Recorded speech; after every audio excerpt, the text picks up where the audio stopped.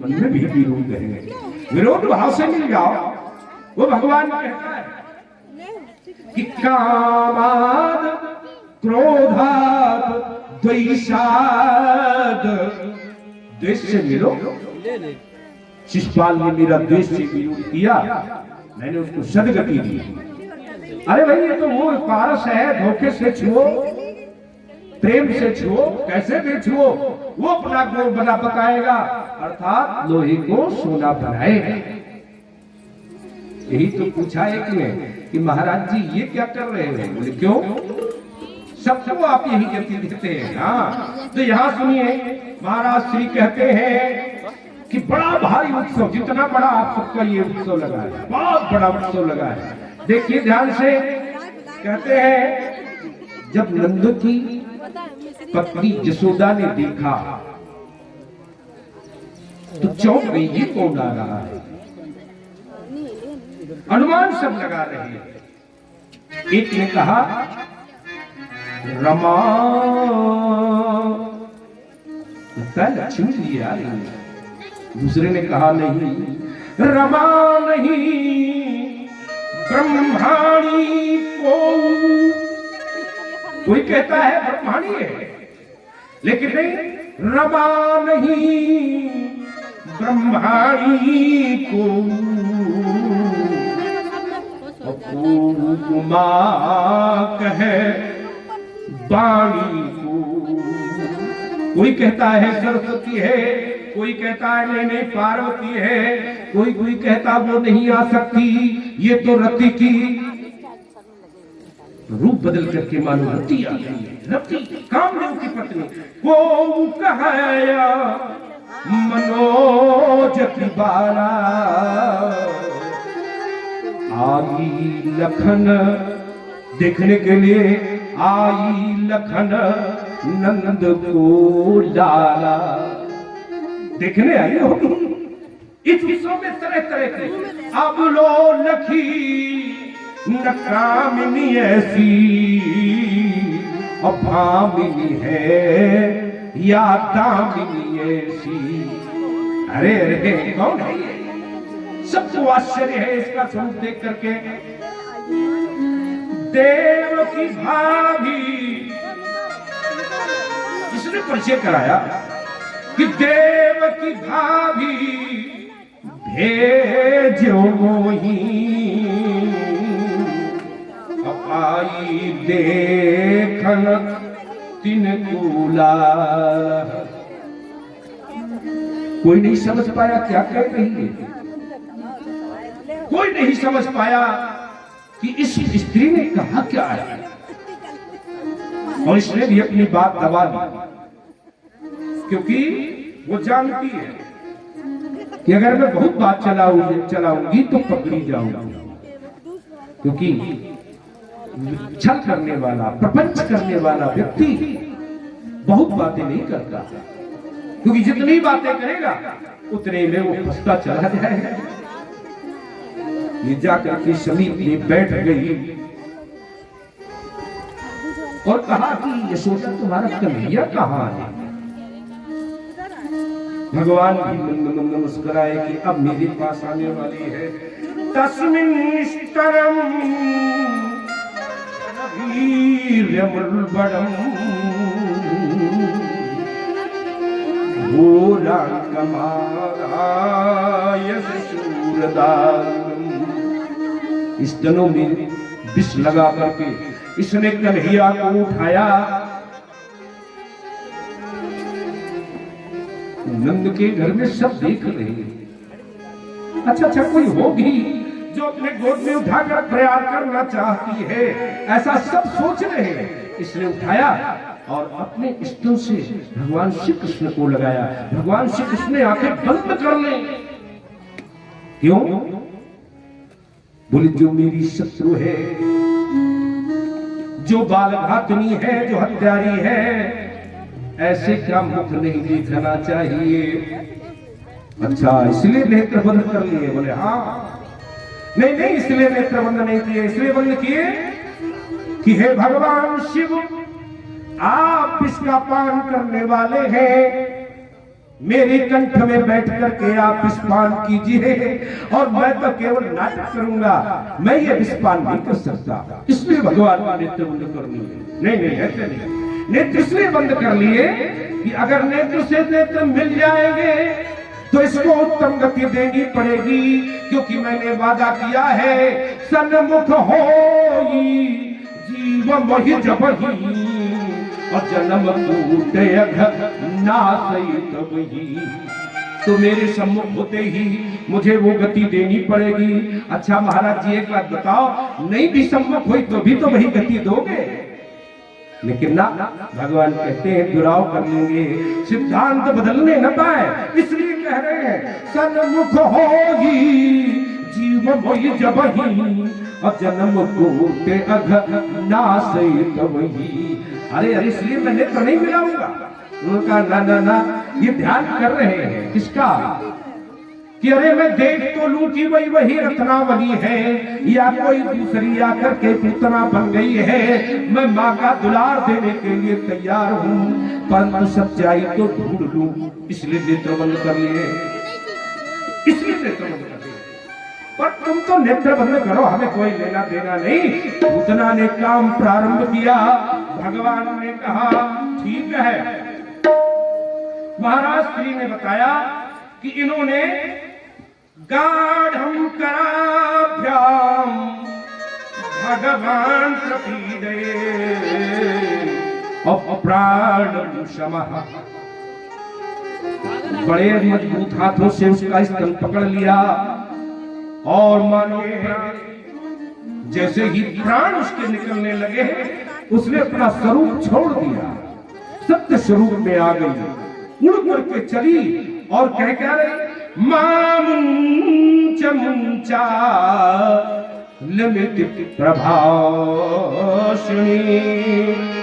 निसपीडमान है अखिल जीव कर्माणि। अरे मुझे छोड़ दे, लेकिन वो छोड़ने वाला कहाँ? वो कहता है भगवान का नियम है कि मैं जिसे पकड़ता हूं फिर छोड़ता नहीं। और ये कह रही है मामुंच मुंचाल मिति प्रभाषणी, छोड़ो, लेकिन तब तक हुआ क्या, छोड़ी ही छोटी नहीं और उसने अपना प्रभु स्वरूप धारण किया। भगवान इनको ले गए 6 कोस की दूरी पर जाकर,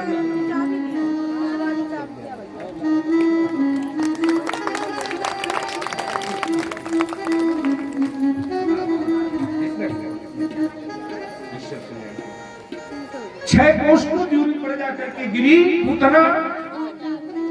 यहाँ पर थोड़ा सा संकेत समझने का है।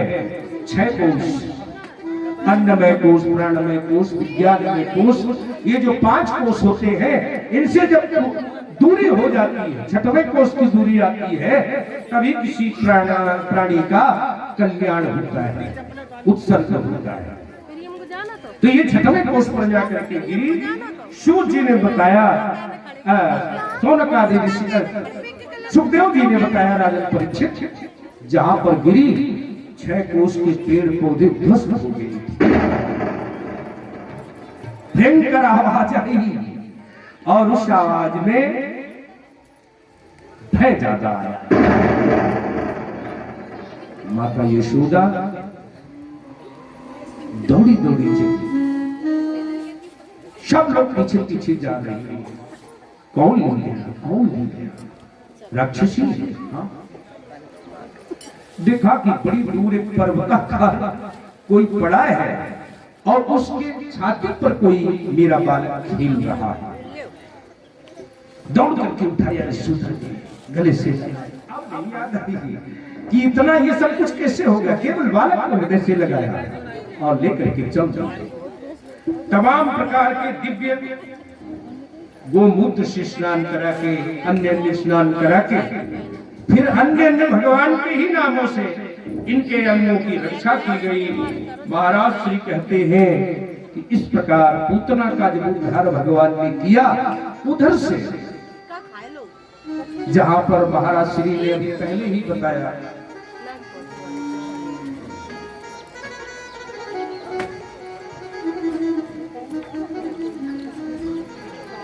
उन्होंने पहले ही बता दिया कि आप जाओ, आपके क्षेत्र में गोकुल में कुछ उत्पात होने वाला है, तो वो वहां से चले। इधर पर नागरिकों ने इसके अंगों को छेदन किया। तब तक आ गए महाराज श्री नंद जी तमाम गोकुल वालों के साथ में। उन्होंने देखा कि ये तो बड़ी भारी राक्षसी है, जिसका उत्सर्ग भगवान श्री कृष्णचंद्र जी ने किया। इस पर उन्होंने विषय विचार नहीं किया। बालक छोटा है, देखो पूरे जीवन भर भगवान श्री कृष्ण ने अद्भुत अद्भुत कर्म किए, लेकिन मां उसे भगवान मानने के लिए तैयार नहीं हुई पूरे जीवन भर। ये आश्चर्य है, ईश्वर हमारे जीवन में भी न जाने कितने समय में आश्चर्य करता है। अरे कैसे हो गया ये, पुत्री का विवाह में कर नहीं पाता पर हो गया, ये काम में कर नहीं पाता पर हो गया। ये भगवान हमारे जीवन में आश्चर्य जोड़ जाता है, लेकिन हम भगवान को भगवान नहीं मानते।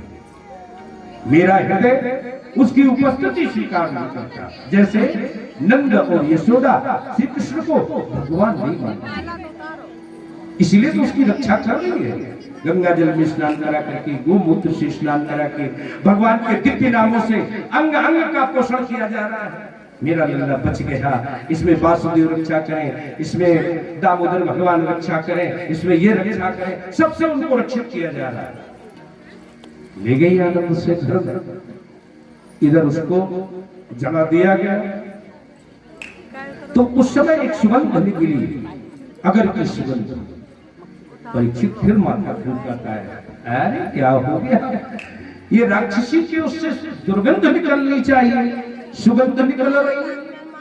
बोले हाँ हाँ हाँ सुगंध निकल रही है। विदुर जी जब मैत्रेय जी से मिले तो उन्होंने इसी श्लोक से उनकी प्रशंसा की।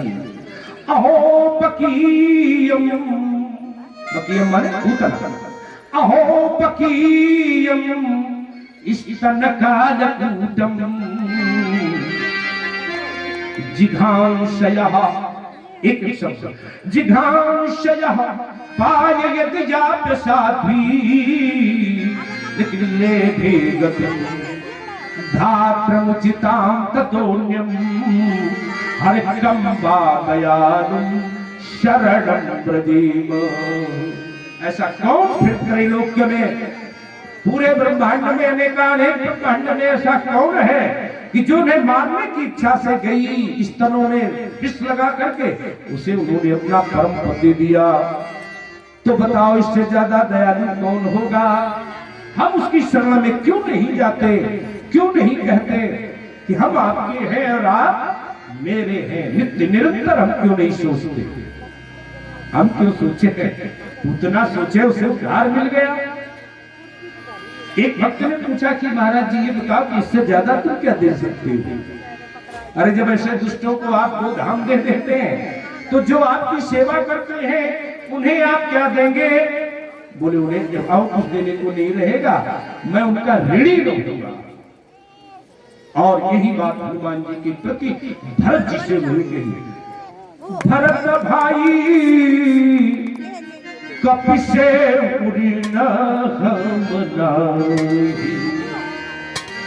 क्योंकि सेवा का बदला सेवा करके नहीं हो सकता, इसलिए भरत भाई कपि से से मैं ऋणी रहूंगा। और ऋणी तो वो है, और हम तो ऋणी कभी नहीं हुए। इतना बड़ा मनुष्य जन्म मिला हमको, सारी सुविधाएं मिली, लेकिन हम कभी नहीं गाते। और इनके उसमें सहयोग करके हम अपने आप को धन्य मान लेते हैं। यहाँ जो उत्सव हो रहा है इसका एक एक पात्र भगवान की कृपा का पात्र है। एक एक पात्र भगवान की कृपा का पात्र है। एक इच्छा करके तो देखो कि ईश्वर तेरे दरबार की महिमा अपार है, बंदा न सके जान तेरा क्या विचार है।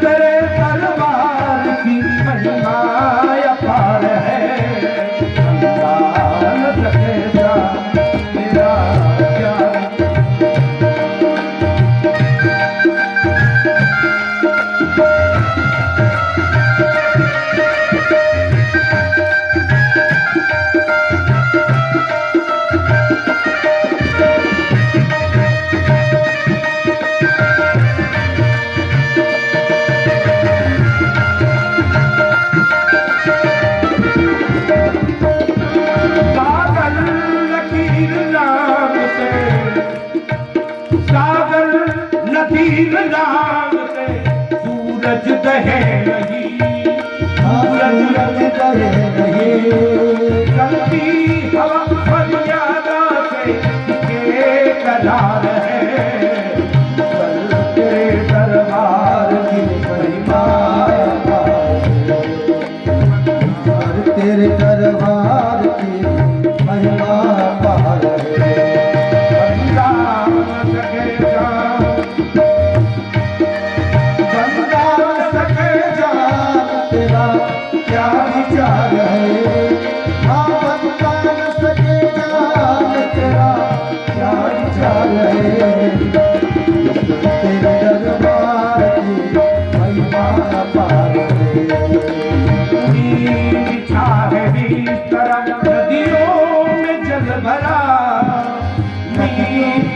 भरा उम्मीद चाहती इस तरह नदियों में जल भरा, भूमि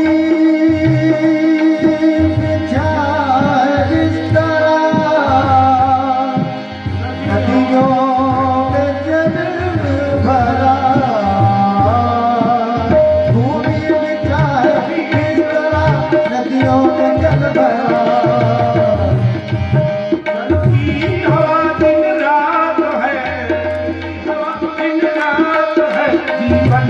आधार है तेरे दरबार की महिमा पार है, तेरे दरबार की महिमा पार है, ईश्वर तेरे दरबार की महिमा पार है, ईश्वर तेरे दरबार की महिमा पार है, ईश्वर तेरे दरबार की महिमा पार है। क्या विचार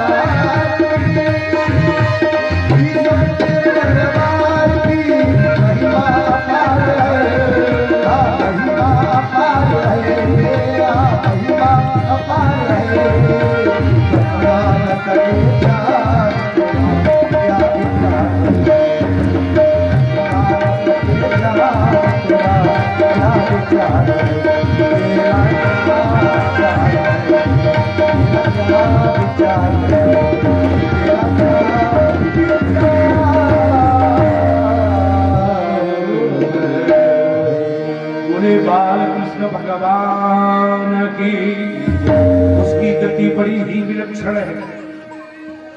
एक संदेश ये आयुष्वती पार्वती तिवारी व श्री रवि किशोर तिवारी की तरफ से ये हमारे मास्टर साहब जी थे स्वर्गीय जानकी जी, उनके दामाद हैं।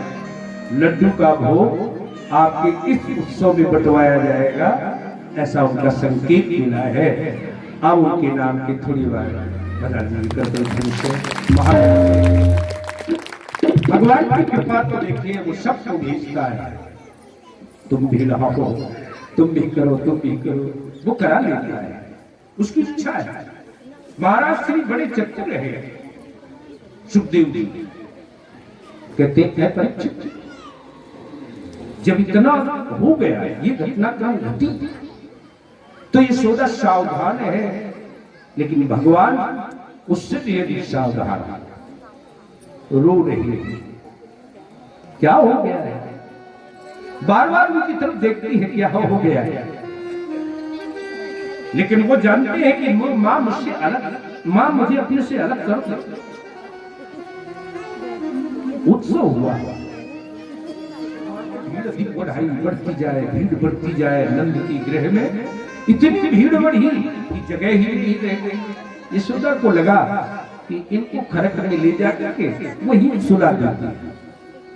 ले गई, सुला दिया। भगवान भी सोचता है मैं खरक में सोना चाहता हूं, बस यही तो मुझे कुछ करना है।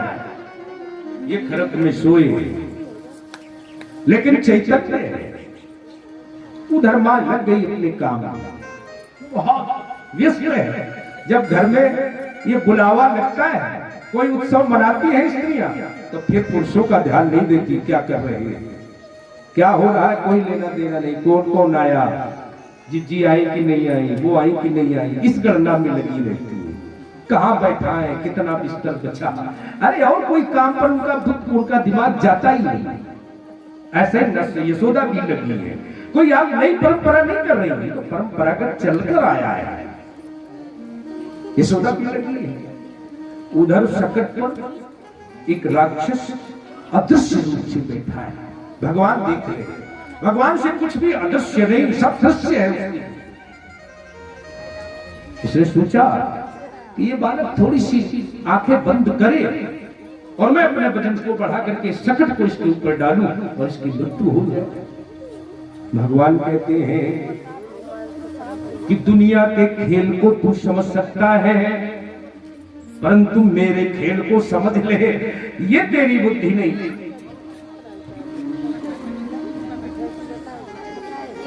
हमारे गुरु जी से महाराज श्री रमेशानंद जी पधारे हैं।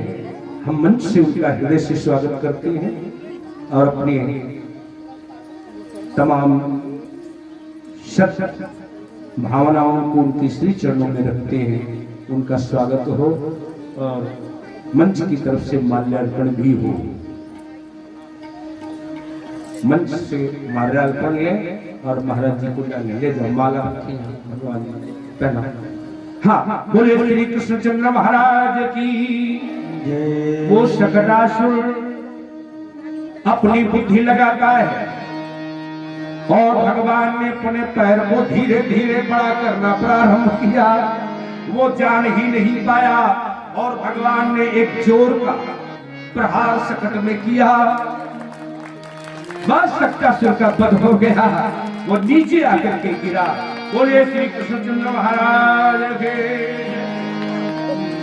प्रणाम।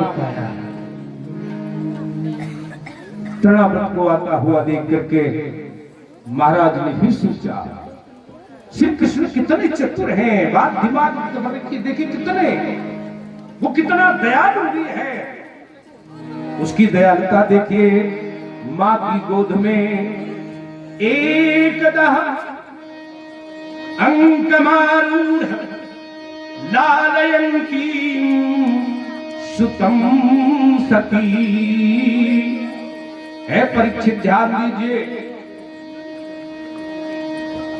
माता दूध पिला रही है, वो पी रही है, वो देख रही है नाड़ से कि बालक दूध पीता जा रहा है, लेकिन दूध का स्रोत कहां से है ये वो नहीं जानता, कितना पी लिया वो आश्चर्यचकित है।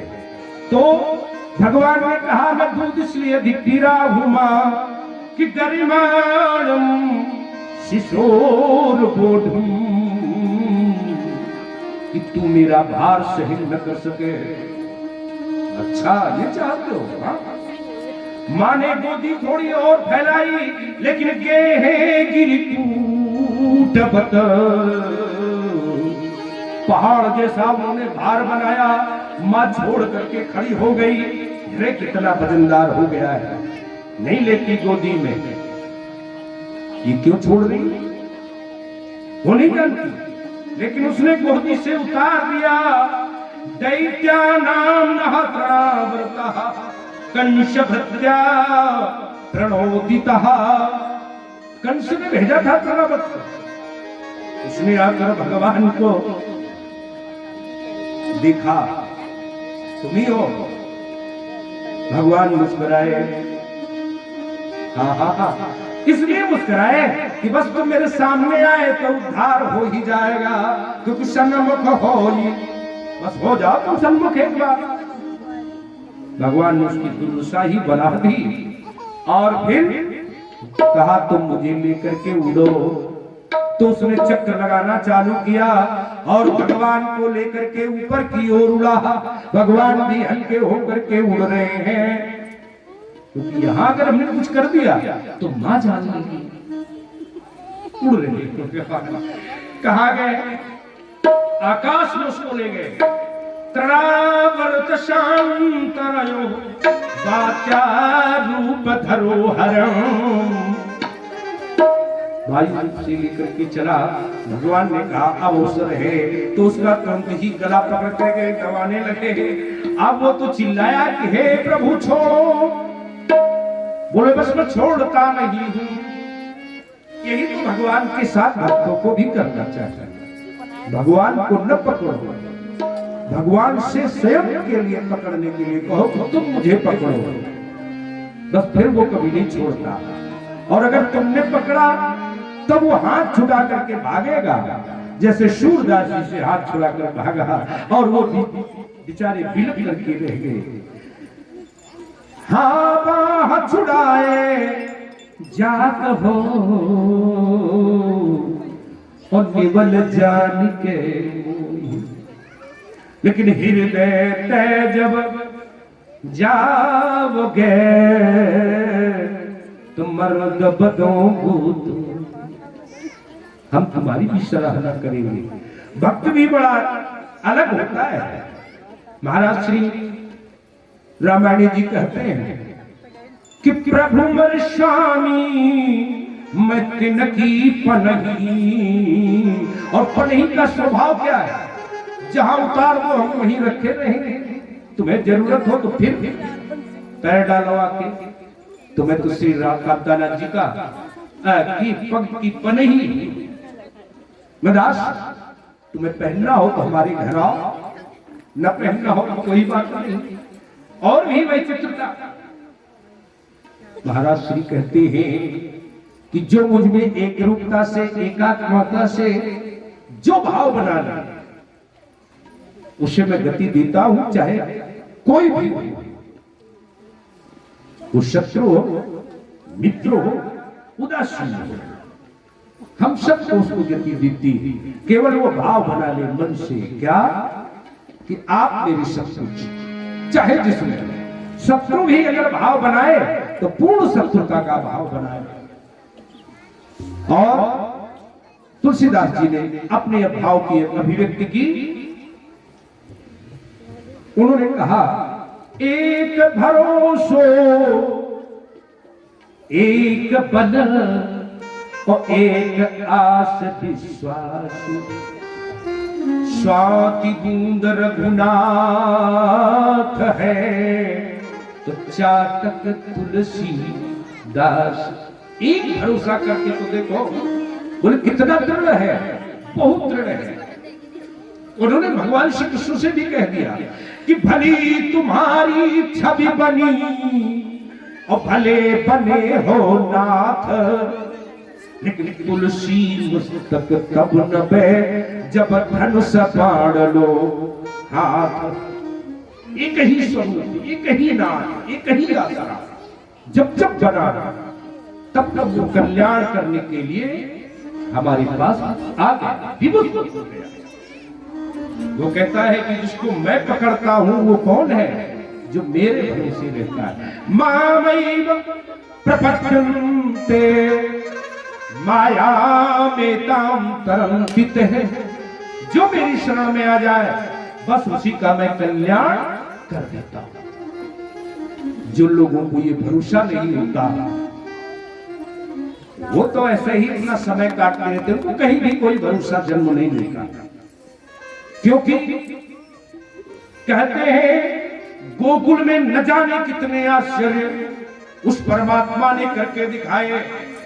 शकटासुर का वध, पूतना का वध, तृणावर्त का वध, इन सबको करके दिखाया, लेकिन आश्चर्य किसी ने देखा पर ईश्वर नहीं मान पाए और ना भी मानो। वो कहते हैं किसी भाव से मुझे तुम मानो या न मानो, बस मेरा सामीप्य मिल गया तो तुम्हारा कल्याण हो जाएगा। सुखदेव ने इसी धरातल को की पुष्टि करते हुए एक और प्रकरण रखा, नामकरण संस्कार। नामकरण संस्कार कब हुआ? देखिए, कंस का इतना आतंक है कि जरा भी संकेत पा ले तो जान जाएगा कि देवकी का पुत्र कहां है। जरा भी संकेत मिल जाए तो शांडिल्य महात्मा ने बहुत समय पहले से यज्ञ करना प्रारंभ किया। महात्माओं ने इस देश की तमाम व्यवस्थाओं को संभाला है। जनक जी की, दशरथ जी की कमजोरी को सब महात्माओं ने भाग करके एक कॉन्फ्रेंस बुलाई, एक गोष्ठी बुलाई कि इन दोनों को बाहर निकालो। कैसे निकाले? राम जी को लेकर जाकर के दशरथ जी के घर में उसका विवाह हो जाए तो दोनों संबंधी बनेंगे। फिर राम जी के यहाँ ऐसी परिस्थिति पैदा हो जाएगी कि वो खरगोन तक आए हुए रावण के दूतों को मार करके भगा देंगे, खरदूषण को मार। जहां ताड़का जनक के अंतिम सीमा तक चली आई थी उसका भी वध भगवान श्री राम कर देंगे। बस ये भारत स्वतंत्र हो जाएगा। देश की चिंता महात्माओं ने की है। आज देश की चिंता महात्मा नहीं करते, अपनी अपनी चिंता करते हैं। ये तुलसीदास जी ने कहा नहीं कि कलयुग जब आएगा तो महात्मा बड़े धनी होंगे, भक्त निर्धन होंगे, क्योंकि उनके प्रपंच जाल में ये भक्त होने वाले भक्त फंसेंगे और सब प्रकार से ठगे जाएंगे। जिनके नख अरुजटा विशाला सुईता पस करार गली काला। प्रपंच रचने वाले सन्यासी नहीं चाहिए, ऐसे सन्यासी चाहिए जो जगत की रक्षा कर सके। शांडिल्य महात्मा ने यज्ञ किया, किस लिए? क्योंकि इस बहाने से गर्गाचार्य जी को बुला लेंगे। गर्गाचार्य जी यज्ञ में आए तो गर्गाचार्य जी आए यज्ञ में। बताओ महाराज, उन्होंने कहा कि अगर मैं नाम रखूंगा नंद के पुत्र का तो ठीक नहीं, क्योंकि आचार्य आप हैं। अब तो आचार्य अनेकों बदल जाते हैं, अनेक हजारों आचार्य बदल जाते हैं। उस समय एक ही आचार्य रहेगा, चाहे कोई परिस्थितियां खड़ी हो जाए। महाराज श्री गर्गाचार्य जी को उन्होंने कहा कि आप ले जाकर के इनका नामकरण संस्कार कर दीजिए, आप इनके आचार्य हैं, देवकी के आप आचार्य हैं, कहां करें? तो बताया जो गौशाला है उसमें छोटी छोटी वस्तुएं थोड़ी थोड़ी रख लो, बड़ा उत्सव न कर देना। अच्छा महाराज जी, तो बड़ा उत्सव नहीं करना चाहते, छोटा उत्सव वहां रचाया गया गुप्त रूप से। बताया गया महाराज श्री को, नंद जी को, कि बस चुपचाप आ जाओ और हम आपका नामकरण कर दें। देखिए चतुर है, बदल करके रखा। रोहिणी का पुत्र यशोदा ने लिया, यशोदा का पुत्र रोहिणी। अब और जहां गौशाला है चुपचाप बैठे, सुस्त निर्वाचन किया गया। जो भी सामग्री चाहिए नामकरण में वो रखी गई, लेकिन थोड़ी मात्रा में रखी गई। और भगवान का दर्शन करके गर्ग जी मन ही मन मुस्कुराए कि बात इसीलिए शायद मैंने ये योनि स्वीकार की, ये कर्म स्वीकार कर लिया कि आपका दर्शन होगा। हुआ भी, लेकिन गुप्त रूप से न मैं प्रकट कर सकता हूं, ना आप प्रकट कर सकते हैं। और उन्होंने कहा कि ऐ देव की सुनो, एक सूत्र में कहा अयम ही रोहिणी पुत्रो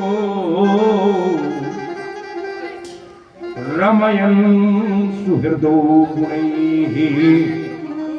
जंग है, मुस्कुराई यशोदा, ऐसा आचार्य। अयम ही रोहिणी पुत्रो रमयन सुहृदो गुणैः आख्यायते राम इति बलित्याय अधिविद्याद बलम विभो। कितनी बढ़िया बात कही। ये रोहिणी का पुत्र जो है वो है आपका, इसका नाम राम ऐसा होगा। अच्छा, लेकिन बल अधिक होने के कारण इसका नाम बलराम जाएगा। खुश हो गए रोहिणी। बलराम भगवान की जय, जोर से बोलो बलराम भगवान की।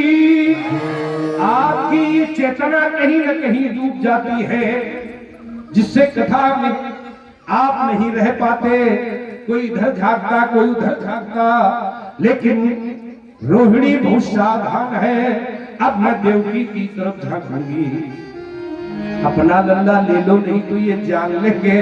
बस उन्होंने कहा बहून संति नामानी,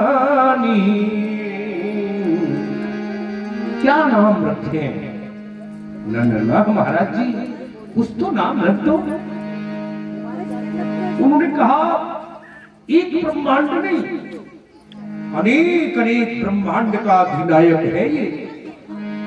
अनंत गुण, अनंत ब्रह्मांडों का अधीश्वर, अनंत गुण युक्त है। और इसके साथ ही इसका जो वर्ण है उसमें क्रिय अगर धातु लगा दी जाए, क्रिय माने आकर्षण, खींचना। और अगर इसका नाम हम कृष्ण रखें तो सबकी ओर, अपनी ओर, सबको अपनी ओर आकर्षित करता है, इसलिए इसका नाम कृष्ण ऐसा होगा। बोलिए श्री कृष्णचंद्र महाराज की जय। वहां तो नामकरण इन्होंने ऐसे कर दिया था महाराज जी, यहां नामकरण ऐसे जो आसो आनंद सिंधु सुख राशि असी करते त्रैलोक्य सुपा।